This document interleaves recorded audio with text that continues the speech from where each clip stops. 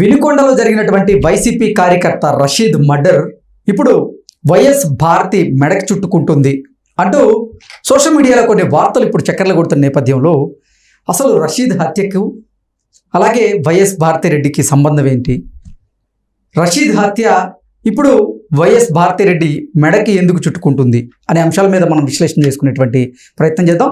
ప్రస్తుతం మనతో పాటు ఉన్నారు ప్రముఖ రాజకీయ విశ్లేషకులు, ప్రముఖ సీనియర్ జర్నలిస్ట్ సిఎస్ రావు గారు. సార్తో మాట్లాడదాం. Sir, hi sir. హలో. వినుకొండలో జరిగినటువంటి వైఎస్ఆర్సీపీ కార్యకర్త రషీద్ హత్య ఇప్పుడు వైఎస్ భారతిరెడ్డి మెడకి చుట్టుకుంటోంది అంటూ కొన్ని వార్తలు అయితే వస్తూ ఉన్నాయి.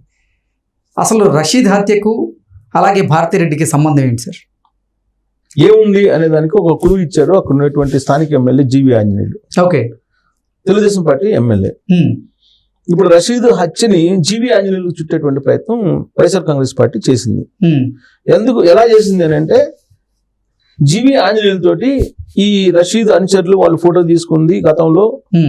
ఆ ఫోటోను ఒకటి రిలీజ్ చేసి వైఎస్ఆర్ కాంగ్రెస్ పార్టీ, సో జిలానీ తోటి కూడిన జిలానీ వీళ్ళు గతంలో జీవి ఆంజనేయులతో తీసుకున్నటువంటి ఫోటోలు వాటిని రిలీజ్ చేశారు.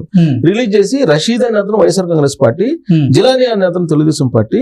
కాబట్టి తెలుగుదేశం పార్టీ వాళ్ళు రషీద్ని చంపారు అనేటువంటి ఒక ముద్ర జీవి ఆంజనేయుల మీద వేసేటువంటి ప్రయత్నం చేశారు. అంటే జీవి ఆంజనేయులు జిలానీ కలిసి ఉన్నటువంటి ఫోటోను దాన్ని రిలీజ్ చేశారు.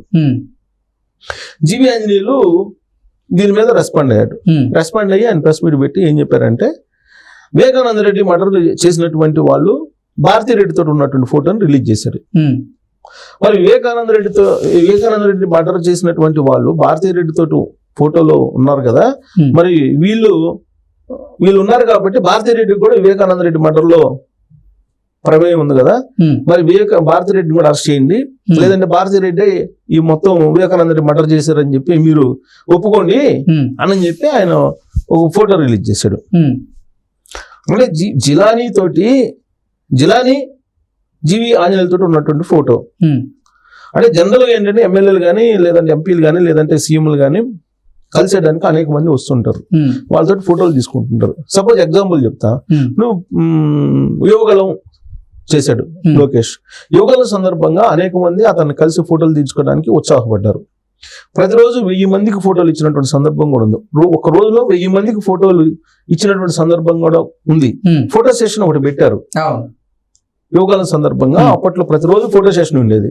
కారణం ఏంటంటే చాలా మంది అభిమానులు ఆయనతో ఫోటో తీయించుకోవాలని చెప్పేసి ఉత్సాహపడ్డారు, దాంతో ఫోటోలు ఇచ్చారు.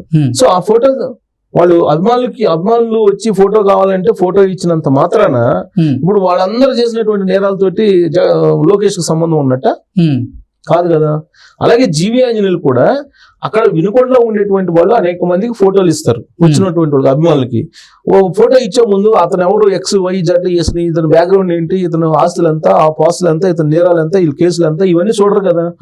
వస్తారు ఏదో అభిమానులు కదా అని చెప్పి ఫోటోలు తీసుకుంటారు. లేదా అందరూ 10 మంది కలిసి గ్రూప్ ఫోటో దిగే క్రమంలో ఈ జిలానీ కూడా ఉన్నాడు. అంటే జీవి ఆంజనేయులు ఉన్నటువంటి ఫోటోలో జిలానీ కూడా ఉన్నాడు కాబట్టి, ఈ జిలానీ రషీద్ని చంపాడు కాబట్టి జీవి ఆంజనేయులు ఆ రషీద్ని చంపించేశాడు అనేటువంటి ఒక ముద్రని ఇప్పుడు వైఎస్ఆర్ కాంగ్రెస్ పార్టీ వేస్తుంది.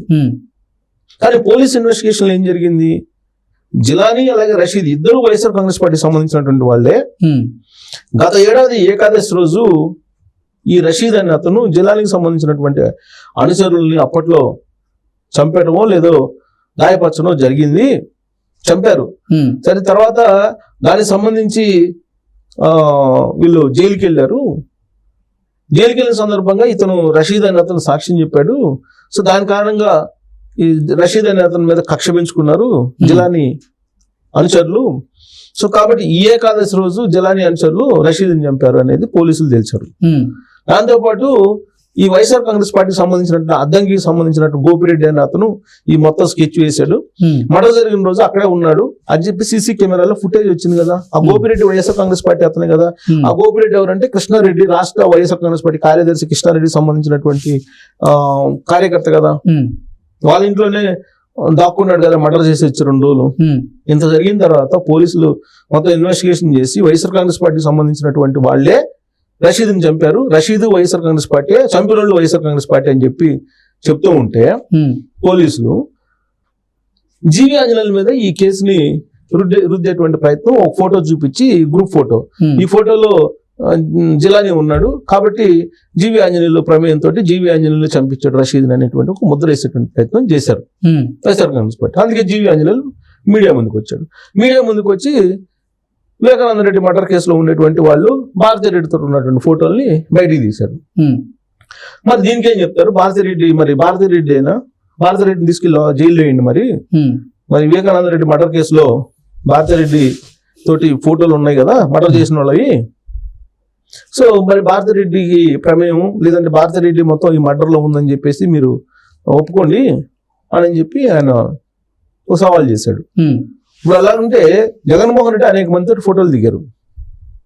ఆ ఫోటోలు దిగినటువంటి వాళ్ళలో చాలా మంది నేరస్తులు ఉన్నారు. సో ఆ నేరాలకి జగన్మోహన్ రెడ్డికి సంబంధం ఉంది అని చెప్పి అనుకుంటే మరి ఎన్ని నేరాలతోటి జగన్మోహన్ రెడ్డికి సంబంధం ఉండాలి? అనేక మందితో జగన్మోహన్ రెడ్డి ఫోటోలు దిగారు కదా ఆయన పాదయాత్ర చేసేటప్పుడు. సో వాళ్ళలో అనేక మంది ఇప్పుడు ఆ సోషల్ మీడియాలో ప్రతి నేరం జరిగినప్పుడు జగన్మోహన్ రెడ్డితో ఉన్నటువంటి ఫోటోలు అనేకం బయటకు వచ్చాయి. ఆయనంత మాత్రం చేత ఆ నేరంతో జగన్మోహన్ రెడ్డికి సంబంధం ఉందని చెప్పి అంటే సరిపోతుందా? సేమ్ ఇది కూడా అలా జరిగింది. అంటే ఒక నేరం జరిగినప్పుడు ఆ నేరంలో ఏం జరిగింది అనే దాని మీద తెలుసుకోకుండా అట్లీస్ట్ పోలీసులు అక్కడ ఉన్నటువంటి సిఐఎస్ఐలు అంతకుముందు వైఎస్ఆర్ కాంగ్రెస్ పార్టీ నియమించినటువంటి వాళ్ళే కదా, వాళ్ళే ఇన్వెస్టిగేషన్ చేసి చెప్పారు కదా. ఆ ఇన్వెస్టిగేషన్ రిపోర్ట్ తెలిసి కూడా ఈయన ఢిల్లీ వెళ్ళిపోయి ఢిల్లీలో ఏం చెప్పాడు? రషీద్ అనేటువంటి వైఎస్ఆర్ కాంగ్రెస్ పార్టీ కార్యకర్తని తెలుగుదేశం పార్టీ వాళ్ళు చంపేశారు, రాష్ట్రంలో అల్లకొల్లను సృష్టిస్తున్నారు, తెలుగుదేశం పార్టీకి ఓటు ఎవరేయలేదో వాళ్ళ ఇళ్ల మీదకి వెళ్ళి ధ్వంసం చేస్తున్నారు, అల్లకొల్లను చేస్తున్నారు అని చెప్పి ఆడపోయి గగ్గోలు పెట్టాడు జగన్మోహన్ రెడ్డి. దాంతోపాటు వినుకొండకి వెళ్ళాడు. వినుకొండకి వెళ్ళి రషీద్ వాళ్ళ ఇంటికి వెళ్ళి రషీద్ కుటుంబ సభ్యుల్ని పరామర్శించి వచ్చాడు. ఎవరు చచ్చిపోతారా వాళ్ళ ఇంటికి వెళ్దాం పరామర్శించి దాన్ని ఒక ప్రచారం రాజకీయ ప్రచారం కోసం ఉపయోగించుకుందామా అనేటువంటి ఒక ఆలోచన జగన్మోహన్ రెడ్డికి ఉంది అనేది ఇప్పుడు సర్వత్రా వినిపిస్తోంది. వాస్తవంగా అధికారికంగా అనౌన్స్ చేసిన దాని ప్రకారం అధికారికంగా నిన్న శ్వేతపత్రం విడుదల చేశారు లా అండ్ ఆర్డర్ మీద. దాని ప్రకారం 5 రాజకీయ మండలు జరిగినాయి రాష్ట్రంలో ఈ 50 రోజుల్లో. 5 రాజకీయ మండలు జరిగితే దాంట్లో 4 వైఎస్ఆర్ కాంగ్రెస్ పార్టీ వాళ్ళు తెలుగుదేశం పార్టీ చంపినటువంటి 4 ఉన్నాయి. ఒకటి మాత్రమే తెలుగుదేశం పార్టీ వాళ్ళు వైసీపీని చంపినటువంటి కేసు ఉంది. సరే అలాంటివి జరగడం ఎవరైనా సరే దురదృష్టకరం, దాన్ని మనమేమి ప్రోత్సహించట్లేదు, దాన్ని మనం ఏమి కరెక్ట్ అంటలేదు. కానీ జరిగినటువంటి సంఘటనల్లో ఎక్కువ వైఎస్ఆర్ కాంగ్రెస్ పార్టీ వాళ్ళు తెలుగుదేశం పార్టీ కార్యకర్తలు చంపినట్టు రికార్డు ఉంటే దానికి భిన్నంగా జగన్మోహన్ రెడ్డి ఢిల్లీ వెళ్ళి రాష్ట్రం యొక్క పరువుని ప్రతిష్టని దిగదార్చేటువంటి ప్రయత్నం ఎందుకు చేస్తున్నట్టు? ఇక్కడ ఓడిపోవచ్చు, గెలుపు ఓటములు అనేది సహజం ఎవరికైనా. నువ్వు ఓడిపోయినంత మాత్రాన రాష్ట్రంలో అల్లకొల్లం జరుగుతుంది, ఆంధ్రప్రదేశ్ మరో బీహార్గా మారింది, అక్కడ జీవించేటువంటి పరిస్థితులు లేవు, ప్రాథమిక హక్కులు కాలు రాస్తున్నారు అని చెప్పి జగన్మోహన్ రెడ్డి అంటే నవ్వుతున్నారు జనాలు. ఎందుకంటే 2019 నుంచి 2024 వరకు ఏం జరిగింది అనేది దగ్గర నుంచి ప్రజలు అనుభవించారు కదా, అనుభవించే కదా మ్యాండేటరీ ఇచ్చింది. మ్యాండేటరీ ఇచ్చి 11 మంది ఎమ్మెల్యేలు గుడ్లో మెల్లలాగా ఒక 5-6 గెలిచారు, లేదంటే ఆయనకి 5-6 అంతకు మించి రావు, 11 కూడా రావు. ఓకే. సో అలాంటి పరిస్థితుల్లో పబ్లిక్ ఇచ్చిన మ్యాండేటరీని గౌరవించి ఉన్నతనంగా వ్యవహరించుకోకుండా రాష్ట్రాన్ని బదనాం చేసే పరిస్థితి జాతీయ స్థాయిలో తీసుకెళ్లాడంటే జగన్మోహన్ రెడ్డి, మరి ఆయన ఆలోచన ఏంటి అసలు? అందుకే ఇప్పుడు భారతీ రెడ్డి ముందు వివేకానంద రెడ్డి కేసులో భారతీ రెడ్డిని అరెస్ట్ చేయండి అని చెప్పి డిమాండ్ చేస్తున్నారు తెలుగుదేశం వాళ్ళు. ఓకే. సో కాబట్టి రాజకీయపరమైన అంశాలు ఎన్నో ఉండొచ్చు కానీ బట్ రాష్ట్ర ప్రయోజనాలు, రాష్ట్రాన్ని గౌరవంగా రాష్ట్ర ప్రతిష్టను కాపాడేలాగా దానికి భంగం కలిగించకుండా ప్రజాస్వామ్యయుతంగా ఏదైనా చేయండి.